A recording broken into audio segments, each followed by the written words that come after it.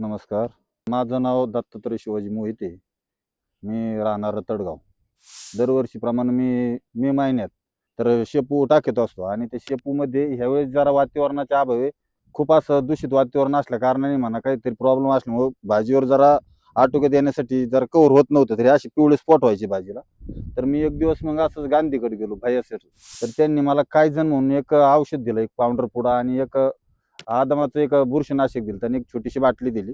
तर मी ती फवारणी केली. ती फवारणी केली कालच्याला सकाळी फवारणा केली. ती कालपर्यंत अशी भाजीची अवस्था होती, की बुवा त्यांना दाखवलं होतं एकदम टाका आणि पिवळसरपणा. या दोन्ही गोष्टी इतक्या आटोक्याच्या बाहेर गेलती. पण काल सकाळी फवारा मारलाय आणि त्याचा रिझल्ट आत्ता ह्या टायमाला आता जवळ-जवळ 5 वाजले. 5 वाजेच्या टायमापर्यंत इतकं रिझल्ट आलाय, की बुवा आज बाजारात भाजी नेली तर एक नंबर भावात भाजी विकन अशी अवस्था आमच्या या भाजीची आज झालेली आहे. याच्या पहिलं माझ्या खाली 6 सारे होते शेपूचे. त्याच्यात सुद्धा अशीच परिस्थिती झाली होती. मी त्यांना फोटो दाखवला होता. एकदम टाका पडलेला होता भाजीचा. तर ते फोटो सुद्धा असेल आणि त्या टाका पडलेल्या भाजीचा फोटो दाखवल्यानंतर त्याला सुद्धा आदल्या दिवशी फवारा मारला संध्याकाळी आणि सकाळी त्यांना तेच सांगितलं, म्हणलं पहिल्यांदा जे औषध दिलं होतं ते औषध मला द्या. आदल्या दिवशी जे फवारा मारला दुसऱ्या दिवशी भाजी एकदम काळी भांगार झाली.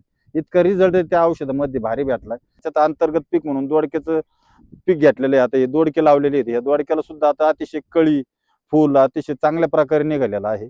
त्याच्या माध्यमातून आता हे भाजीचं सुद्धा आज पण माझ्या हिशोबाने एक 60-70 हजार रुपयाची भाजीची व्हायला पाहिजे आणि दोडक्याची सुद्धा 60-70 हजार म्हणजे 10 गुंठे रानामध्ये लाख सव्वा लाखाचं एक सव्वा महिन्यात पीक घेऊ शकतो मी.